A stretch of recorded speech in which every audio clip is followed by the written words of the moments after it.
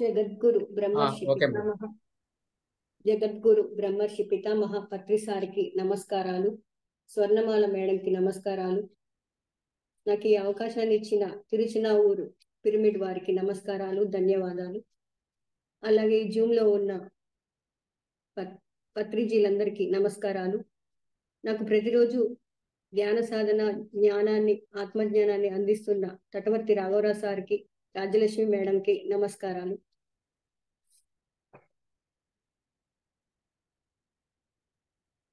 ఆధ్యాత్మిక విద్య, ప్రాపంచిక విద్య రెండు ఉంటాయి. ప్రాపంచిక విద్య అంటే డిగ్రీలు, పీజీలు తెలుసు మనకి. ఆత్మజ్ఞానం, ఆత్మ విద్య అంటే మనకు తెలియదు. ఆధ్యాత్మిక విద్య అంటే మనకు తెలియదు. ఈ సార్ వాళ్ళు మనకు చెప్పినాకే మనకు తెలిసింది. ఆత్మ విద్య, బ్రహ్మ విద్య మనం తటవర్తి సార్ వాళ్ళ దగ్గర నుంచి మనం నేర్చుకుంటున్నాం. రాజలక్ష్మి మేడం దగ్గర నుంచి నేర్చుకుంటున్నాం. ప్రాపంచిక విద్య గురించి మనకు తెలుసు కానీ ఆధ్యాత్మిక విద్య గురించి తెలియదు. ధ్యానం చేస్తున్నాం కానీ మనకి తెలియదు. గురువులు, సద్గురువులు 3 సంవత్సరాల నుంచి మనం వీరి దగ్గర నేర్చుకుంటున్నాము.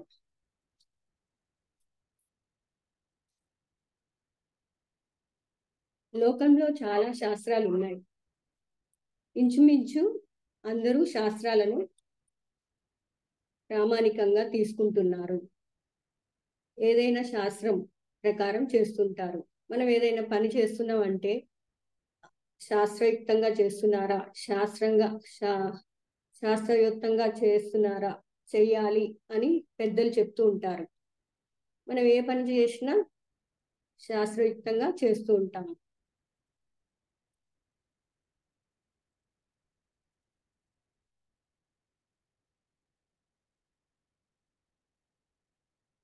గోపురాలు కట్టినప్పుడు, గుళ్ళు కట్టినప్పుడు, విగ్రహం ప్రతిష్ఠ చేసినప్పుడు ఈ శాస్త్రయుక్తంగా అంటే ఆగమ శాస్త్ర ప్రకారం మార్పులు చేర్పులు చేస్తూ ఉంటారు.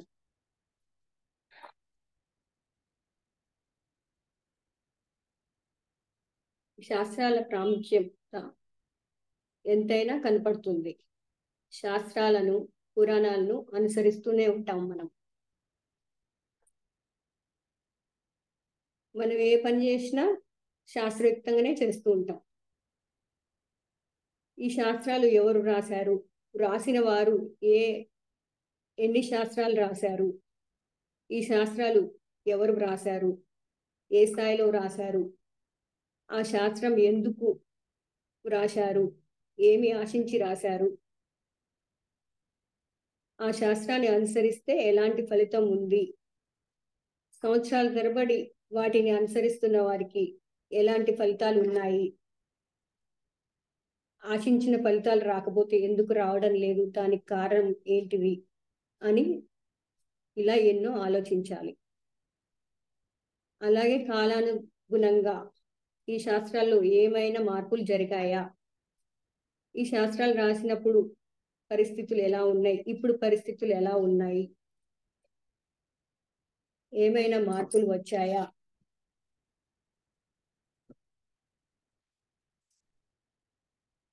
ఎందుచేతనంటే ఈ శాస్త్రాలు రాసేవారు ఒక్కొక్కరు ఒక్కొక్క స్థాయిలో ఉంటారు. ఎవరి స్థాయిని బట్టి వాళ్ళు రాస్తారు. ఒకళ్ళు రాసినది ఇంకొకరు రాసింది ఒకటే రకంగా ఉండదు, తేడా ఉంటుంది. వాళ్ళు బోధించే విధానం కూడా ఒక్కొక్కరు ఒక్కొక్క పద్ధతి చెప్తూ ఉంటారు.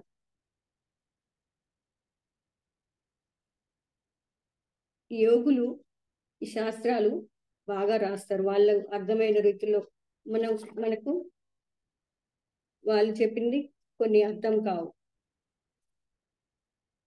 ఎగ్జాంపుల్, శ్రీకృష్ణదేవరాయలు ఎంతో గొప్పవాడు, యోగీశ్వరుడు.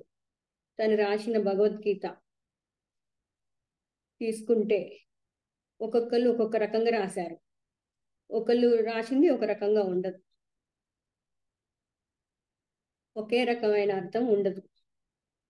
అందరూ ఒకే రకమైన అర్థం చెబితే, వివరణ ఇస్తే, వ్యాఖ్యానాలు ఇస్తే అన్ని రకాల భగవద్గీతలు అవసరం ఉండదు. ఎవరో ఒకరు వ్రాసిందే అనుసరించే వారం. ఎందుచేతనంటే లోకంలో 4 రకాల స్థాయిలు వాళ్ళు ఉంటారు. ఒక్కొక్కరు ఒక్కొక్క స్థాయిలో ఉంటారు. ఆత్మస్థితి, దేహస్థితి, మనోస్థితి, బుద్ధిస్థితి 4 స్థితుల్లో ఉంటారు.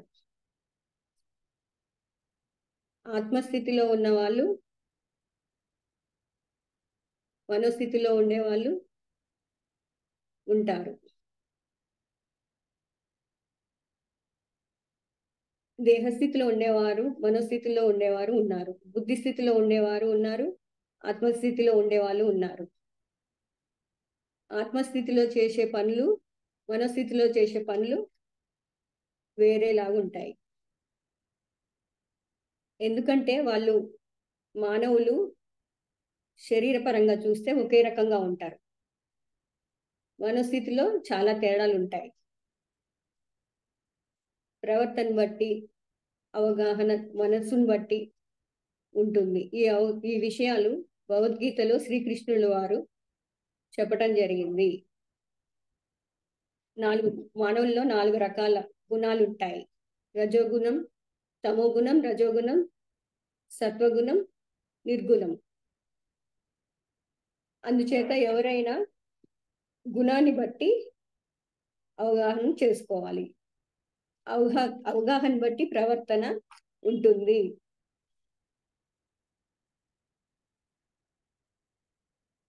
గుణాన్ని బట్టి, ఎవరి స్థాయిని బట్టి వారు ప్రవర్తిస్తూ ఉంటారు. అందుకోసమే Patri sir no judgement, no comments అని అంటారు. అంటే ఎవరిని విమర్శించొద్దు, ఎవరిని జడ్జి చేయొద్దు, అంటే ఎవరిని చెప్పొద్దు.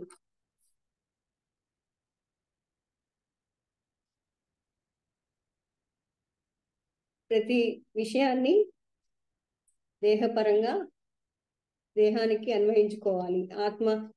ఆత్మకు అన్వయించుకోవచ్చు. దేహానికి పరంగా అయినా అన్వయించుకోవచ్చు, ఆత్మపరంగా అయినా అన్వయించుకోవచ్చు. మనకు రామాయణంలో నలుగురు అంటే 4 రకాల గుణాలు. తమో గుణంలో కుంభకర్ణుడు, రజోగుణంలో రావణాసురుడు, సాత్విక గుణంలో విభీషణుడు, నిర్గుణంలో రాముడు. ఒక్కొక్కరు ఒక్కొక్క రకం గుణం అన్నమాట.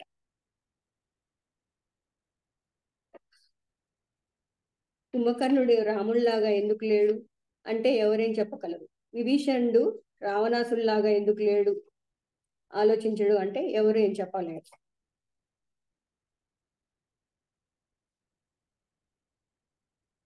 ఈ శాస్త్రాలు వారి వారి స్థాయిని బట్టి అర్థాలు చెప్పేవారు. అందుచేత ఈ శాస్త్రాలు అర్థము, అంతరార్థాలు విశ్లేషించుకుందాం. పుణ్యం అంటే మనం చేసే పనిలో వచ్చేది. శాస్త్రాల్లో పుణ్యం అనే పదం గురించి ఎక్కువగా కనిపిస్తుంది. పండితులు, గురువులు లోకాన్ని ఎన్నో విషయాలు బోధించి మనం ఈ పని చేస్తే పుణ్యం వస్తుంది, ఆ పని చేస్తే పుణ్యం వస్తుంది అంటే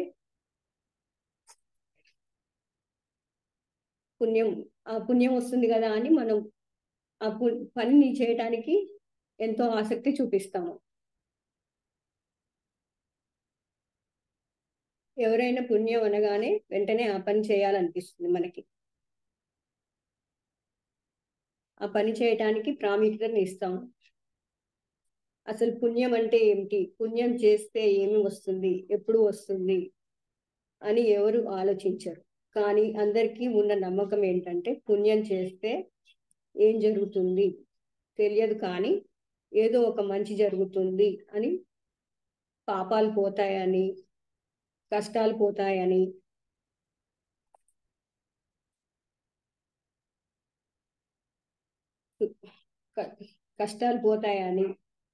పాపాలు పోతాయని భావించి పుణ్యకార్యాలు చేస్తూ ఉంటారు. పుణ్యం అంటే తెలుసుకోకుండా ఆ పని చేస్తే ఏమి వస్తుందో తెలుసుకోకుండా ఆ పనిని జీవితాంతం చేస్తే ఒక రకంగా జీవితంలో నిరాశ మిగులుతుంది. కారణం, వీరు ఆశించేది, కోరుకునేది ఒక్కటే. వీరు చేసిన దాని వల్ల ఫలితం ఇంకొకటి కావచ్చు. వీరు కోరుకునేది ఒకటైతే ఇంకొకటి వస్తుంది. ఆశించి చేయొద్దు, చివరకు నిరాశే అవుతుంది. గుడ్డిగా చేయకూడదు. మనం చేసే పని ఆలోచించి చేయాలి. గుర్తుంచుకోండి, పుణ్యం అంటే ఏదో ఒక మూట పైన ఎక్కడో పెరగటం కాదు. పుణ్యం అంటే మనకు జరిగే మంచి మనకు కలిగే లాభం. అంటే మనం పుణ్యం చేయటం వల్ల వచ్చే లాభం.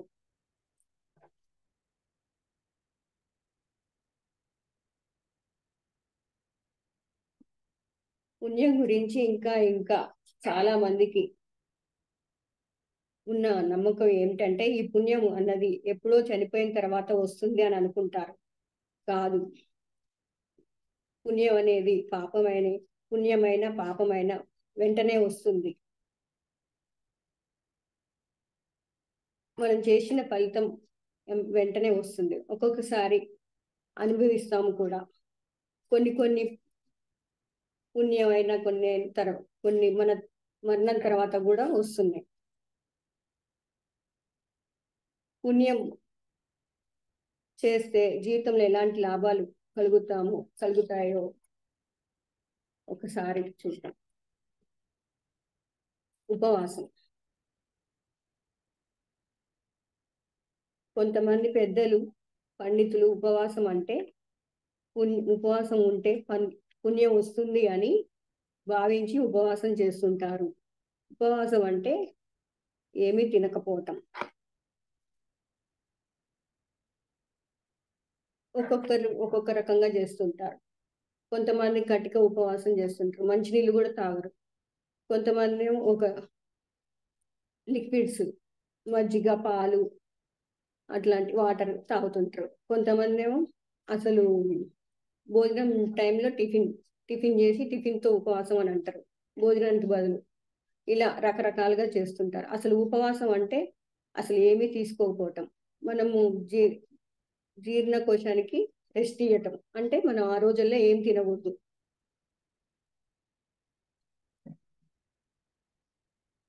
ఇదివరకు లంకనం పరమ ఔషధం అంటారు. అంటే మనం రోజు ఈ ఉపవాసం కూడా నెలకోసారి, అలా వారానికి ఒకసారి, ఏకాదశికి, పుణ్యకారాలప్పుడు ఉపవాసం ఉంటారు. పండగలప్పుడు ఏవైనా ఏకాదశికి, శివరాత్రికి అట్లా ఉపవాసం ఉంటారు. అలా ఉండటం వల్ల మన మన ఒంట్లో శక్తి అనేది పెరుగుతుంది. అంటే జీర్ణ శక్తి అనేది, జీర్ణకోశానికి రెస్ట్ అనేది వచ్చి దానికి రెస్ట్ అనేది వస్తే మనకి శక్తి అనేది ఉంటుంది. ఎప్పుడు మనం తింటూ ఉంటే దానికి రెస్ట్ ఉండదు. ఆ రుచి కోసం కొంతమంది తెలియక తింటూ ఉంటారు. ఏముందిలే అన్నట్టుగా తింటుంటారు. అది చాలా తప్పు. దానికి జీర్ణ వ్యవస్థకి రెస్ట్ ఇవ్వాలి. ఉపవాసం తిండిపోతు గురించి ఒక స్టోరీ ఉంది. ఒక తిండిపోతూ ఉంటాడు. పొద్దుగూకు అదే జాస, తిండి జాసే. అతనికి పొద్దుగూకు తింటూనే ఉంటాడు. మనకి కళ్ళు 2, ముక్కు 2, చెవులు 2 ఉన్నాయి, నోరు ఒకటే ఉంది అని, ఈ నోరు కూడా 2 ఉంటే ఎక్కువగా తినొచ్చు అని ఆలోచన వాడికి. అయితే ఒకరోజు ఒక చెట్టు కిందికి పోయి తపస్సు చేసుకుంటూ ఉంటాడు. అయితే అప్పుడు దేవుడు ప్రత్యక్షమయ్యి ఏంటి అని అడుగుతాడు. అడిగితే అప్పుడు తిండిపోతు చెప్తాడు కదా, స్వామి ఎవరు సృష్టించారు అంటే నేనే సృష్టించా అంటాడు. ఎవరు ఈ రూపాన్ని ఇచ్చిండ్రంటే నేనే సృష్టించిన అంటాడు. ఈ తలని ఎవరు సృష్టించారంటే నేనే సృష్టించా అంటాడు. స్వామి, ఈ తలలో 2 కళ్ళు, 2 చెవులు, 2 ముక్కు రంధ్రాలు ఉన్నాయి, 2 నోరు లేవు అని అడుగుతాడు. ఆలోచించే నేను సృష్టించిన అని చెప్తాడు. స్వామి, అన్ని 2 ఉన్నాయి కానీ నాకు తినటానికి మాత్రం 2 ఉంటే ఇంకా ఎక్కువ తింటాను అన్నట్టుగా చెప్తాడు. చెప్తే నాయన, ఈ 2 అన్ని నేను ఆలోచించే సృష్టించాను. 2 నోర్లు ఉంటే మనం నోటికి ఇష్టం వచ్చినట్టుగా మాట్లాడతాం. నోటికి ఇష్టం వచ్చినట్టుగా తింటాము. ఆహ్, మనం మాట్లాడే మాట గూడా అదుపులో ఉండదు. ఎట్లా పడితే అట్లా అంటాము. అందుకోసమే ఆహ్, మనం ఒకటే నోరిచ్చినా అని చెప్తాడు. అయితే స్వామి అని చెప్తాడు గదా! ఇప్పటికైనా మించిపోయిందేం లేదు. వచ్చే తరాలకు గూడా 2 నోర్లిచ్చేటట్టుగా సృష్టించు అని అంటాడు. అంటే నేను ఆలోచించే సృష్టించిన మీరనే మాటలు ఈ చెవులకి ఇనపడతాయి. ఆహ్, ఎట్లా ఎట్లా పడితే అట్లా మాట్లాడతారు అని మనం ఏదున్నా సమపాలంగా ఉండాలి. ఏదైనా తిండైనా ఏదైనా సమపాలంగానే ఉండాలి. మధ్య మార్గం అని సా స్వామి చెప్తాడు. అయితే గురించి విన్నాక తిండిబోతు మారి ఆహ్, క్షమించు స్వామి నేను తెలియక అన్నాను అని ఇంటికి పోయి మితాహారం తీసుకుంటాడు. భగవద్గీతలో గూడా మితాహారం గురించి శ్లోకం. యుక్తాహార విహారస్య యుక్తచేష్టస్య కర్మసు యుక్త స్వప్నావబోధస్య యోగో భవతి దుఃఖః. అంటే యుక్తమైన ఆహారము, నడత, తిండి, యుక్తమైన ఆహారము, యుక్తమైన నిద్ర, మెలకువ ఉన్నవాడు దుఃఖాన్ని పోగొట్టుకొని యోగిగా జీవిస్తాడు.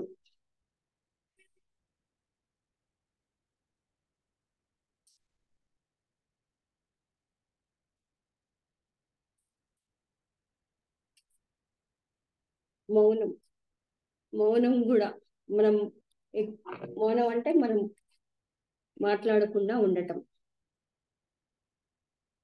మౌనం చేస్తే మౌనంగా ఉంటే పుణ్యం వస్తుంది అని నెలకోసారి, సంవత్సరానికోసారి, వారానికోసారి అట్లా ఎవరిష్టం వచ్చినట్టుగా వాళ్ళు చేస్తూ ఉంటారు. మౌనం ద్వారా గూడా మనము శక్తిని పెంచుకోవచ్చు. కడుపుకి విశ్రాంతి ఉపవాసం అయితే, నోటికి విశ్రాంతి మౌనం. మౌనం అంటారు. మనం కళ్ళతో చేసిన పనైనా, చెవులతో విన్నదైనా, కాళ్ళతో పని చేసినా, ఆఖరికి నోటితో మాట్లాడినా ఎంతో శక్తిని కోల్పోతూ ఉంటాం. ఖర్చు చేస్తూ ఉంటాం.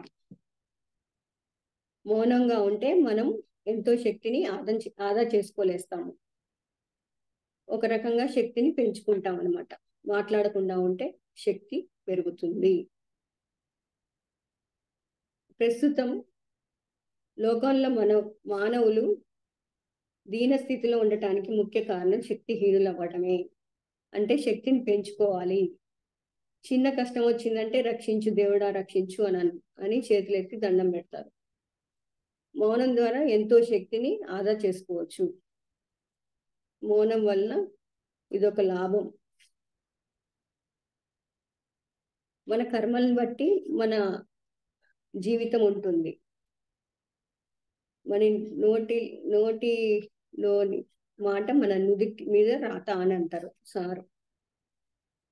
మన నోటి మాటే మన నుదిటి మీద రాత అని అంటారు. మన మాట మీద కూడా మనం ఎరుకుతూ ఉండాలి. ఏది పడితే అది అనొద్దు. మనం మాటని అన్నామనుకో తిరిగి వెనక్కి తీసుకురాలేము. కాలాన్ని కూడా అంతే. మనము ఎంత సమయాన్ని వెనక్కి తీసుకురాలేము. మనం కాలాన్ని కూడా జాగ్రత్తగా మనం వేస్ట్ చేయొద్దు. టైంని వేస్ట్ చేయొద్దు. మౌనంతో పాటు జాగారం. జాగారం కూడా జాగారం చేస్తే అంటే జాగారం చేస్తే పుణ్యం అంటారు. నిద్రపోకుండా ఉండటం అన్నమాట జాగారం అంటే. రాత్రి అంతా నిద్రపోకుండా మేల్కుతూ ఉంటారు. శివరాత్రి వచ్చిందంటే జాగారం, ఉపవాసం ఉంటూ ఉంటారు. ఈ జాగారం పేరు చెప్పి సినిమాలు చూస్తూ ఉంటారు. టైంని వేస్ట్ చేస్తూ ఉంటారు. టీవీలు పెట్టి చూస్తుంటారు. అంత టైం వేస్ట్ చేస్తుంటారు. జాగారం అంటే మేలుతూ ఉండొద్దు. మనం జాగారం అంటే ధ్యానం చేసుకోవాలి. శక్తిని పెంచుకోవాలి.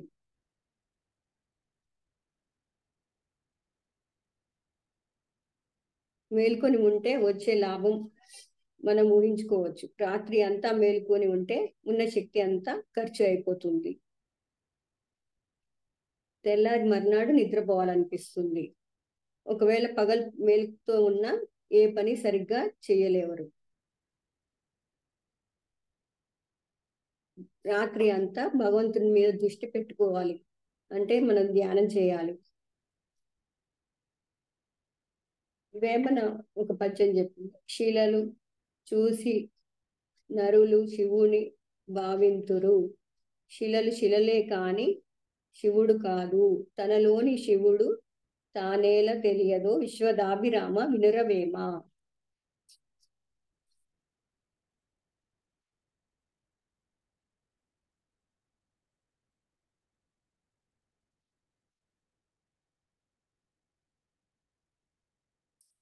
పూజ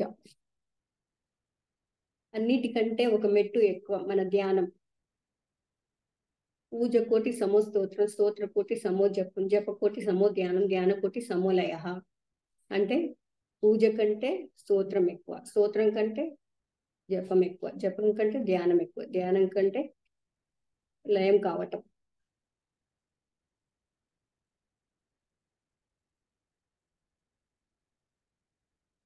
పూజల వల్ల మన లాభాలు ఏంటి?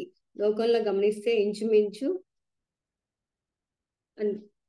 పూజలు వాళ్ళు చేస్తుండ్రని మనం చేస్తాం, మనం చేస్తున్నామని వాళ్ళు చేస్తారు, అట్లా అనుకరించే వాళ్ళే ఉన్నారు. పూర్వం నుంచి తరతరాలుగా ఆచరణ అంటే వాళ్ళు చేస్తుందని మనం చేస్తున్నాం. అందరు చేస్తున్నారని చేస్తున్నారు, ఎవరో చెప్పారని చేస్తున్నారు. అలా పూజలు ఒకళ్ళు చేస్తున్నారని ఒకళ్ళు చేయటం. పూజ వల్ల ఎన్నో లాభాలు ఉన్నాయని, పూజ ద్వారా భగవంతుణ్ణి ఆనందపరచవచ్చని, అనుగ్రహపరచవచ్చని, దేవుణ్ణి ప్రసన్నం చేసుకోవచ్చని ఇలా రకరకాలుగా చేస్తూ ఉంటారు. పూజ చేస్తే పుణ్యము లాభము అని అంటూ ఉంటారు. గమనిస్తే పూజ ఒక బొమ్మకి కానీ, విగ్రహానికి కానీ, ఒక ఫోటోకి కానీ పెట్టి చేస్తూ ఉంటారు. పూజ కంటే భగవంతుడు సేవకే ఆనందపడతాడు. పూజ చేయటం వల్ల భగవంతుడు ఇష్టపడు, సేవకి ఇష్టపడతాడు. అంటే ఇద్దరు అన్నదమ్ములు ఉంటారు. ఒక అతనేమో పూజలు చేస్తూ ఉంటాడు, ఒక అతనేమో తల్లిదండ్రులు చూసుకుంటూ ఉంటాడు. దేవుడికి ఎవరంటే ఇష్టం అంటే సేవ చేసేవాళ్ళు. అంటే వృద్ధ అదే ముసలితనంలో ఉన్న వారికి సేవ చేయటం అంటే దేవుడికి ఇష్టం.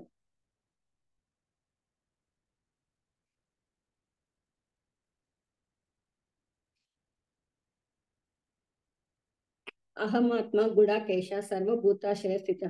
అహమాదిత్య మధ్యంచ భూతానామంత ఏవచ. ప్రతి జీవిలోనూ దేవుడున్నాడు. అర్జునుడు చెప్తాడు, అర్జునుడికి కృష్ణుడు చెప్తుంటాడు, నేను ఆత్మను, సమస్త జీవుల్లోనూ ఉన్నాను, ప్రతి జీవిలోనూ ఉన్నాను అని భగవంతుడు చెప్తాడు. భగవానుడు శ్రీకృష్ణ భగవానుడు చెప్తాడు. షిరిడి సాయిబాబా కూడా ఎవరైతే సకల జీవకోటిలో నన్ను చూడగలుగుతారో వారే నా ప్రియ భక్తులు అని చెప్తుంటారు. సత్య సాయిబాబా కూడా నా పాదాలు కాదు, నా పదాలు పట్టుకోండి అని చెప్తుంటారు.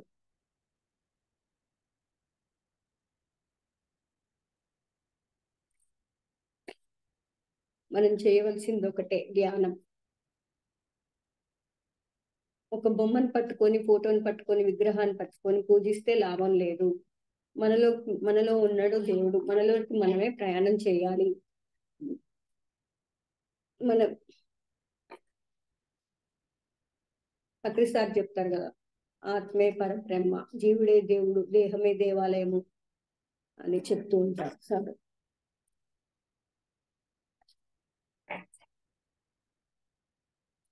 స్తోత్రం. ఈ స్తోత్రం అంటే మనము పూజ చేసేటప్పుడు స్తోత్రాలు చదువుతాం. ఈ స్తోత్రాల వల్ల వచ్చే లాభం, పండితులు స్తోత్రాలు ఎందుకు రాశారు, ఎందుకు చదవమన్నారంటే దేవుడు గుర్తుకు రావటం కోసం. అంటే స్తోత్రాలు చదవటం వల్ల దేవుణ్ణి మర్చిపోరు. దేవుణ్ణి ఎప్పుడు గుర్తుపెట్టుకుంటారు. లేకపోతే ఈ స్తోత్రాలు ఇవి లేకపోతే మనం గుర్తుండవు అన్నట్టుగా sto స్తోత్రాలు, జపాలు ఇవన్నీ సృష్టించారు వీళ్ళు. భగవంతుడు ఉన్నాడని తెలిసినంత మాత్రాన ప్రయోజనం లేదు. ఆయన గొప్పతనాన్ని తెలుసుకుంటే ఎవరికైనా ఆయన మీద ఆసక్తి పెరుగుతుంది. ఆయన గురించి ఇంకా ఇంకా తెలుసుకోవాలని జిజ్ఞాస కలుగుతుంది. ఆయనంటే ఇష్టం ఏర్పడుతుంది. పండితులు స్తోత్రాల ద్వారా భగవంతుని గొప్పతనాన్ని నిర్ణయించడం జరిగింది. షిరిడి సాయిబాబా నవవిధ భక్తులలో రెండవది కీర్తనం అన్నారు. విష్ణు సహస్ర స్తోత్రాలు, లలిత సహస్రనామాలు ఇవన్నీ చదువుతుంటే గుర్తుంటాయని, దేవుడు గుర్తుంటాడని ఇవన్నీ సహస్రనామాలు పెట్టారు, వర్ణించారు. అలా స్తోత్రాల గొప్పతనాన్ని తెలుసుకున్న కొద్దీ భగవంతుని పట్ల ఆసక్తి అనేది ఉంటుంది.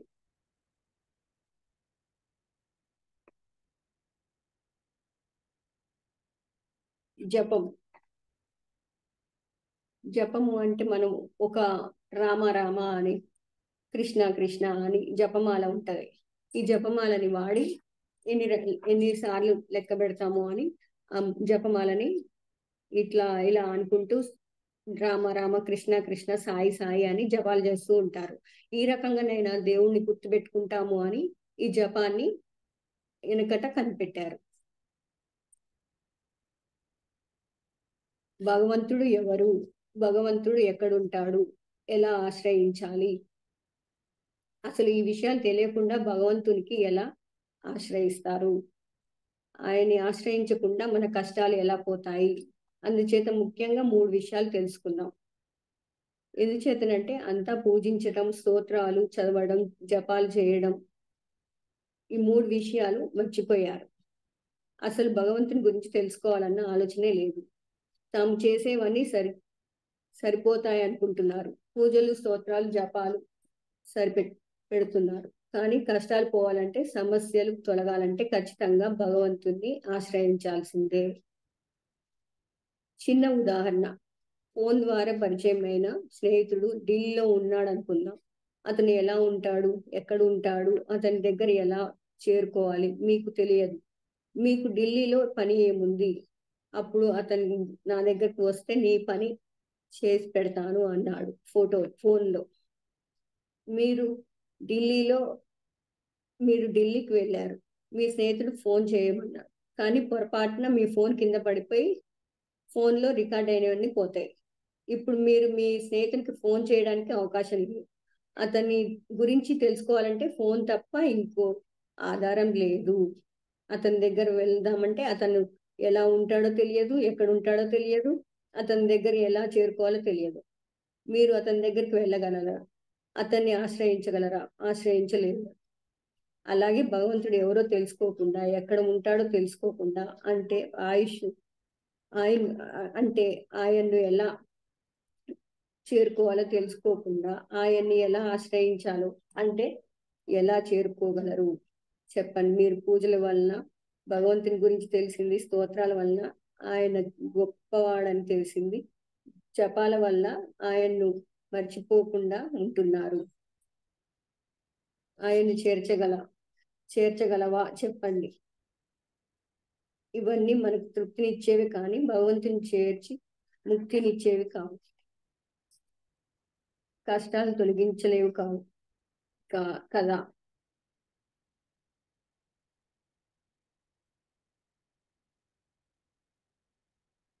భగవంతుడు ఎక్కడ ఉంటారు?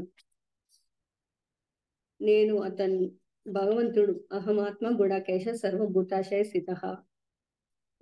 నేను ఆత్మను, సమస్త భూతాల్లో స్థితమై ఉన్నాను అంటే అన్ని జీవులలోనూ ఉంటాను, అన్ని ప్రాణుల్లోనూ ఉంటాను. ప్రతి జీవిలోనూ భగవంతుడు ఉన్నాడు, ఆత్మ రూపంలో ఉన్నాడు అని తెలుసుకోవాలి. అంటే మానవులందరిలోనూ ఉన్నది ఒకే భగవంతుడు. కోడిలోను, మేకలోను, చేపలోను, తాబేల్లోను అన్నిటిలోనూ ఉన్నాడు. ఏ జీవిని హింసించవద్దు. కోడిని హింసించిన భగవంతుని హింసించినట్టే, మేకను హింసించిన భగవంతుని హింసించినట్టే.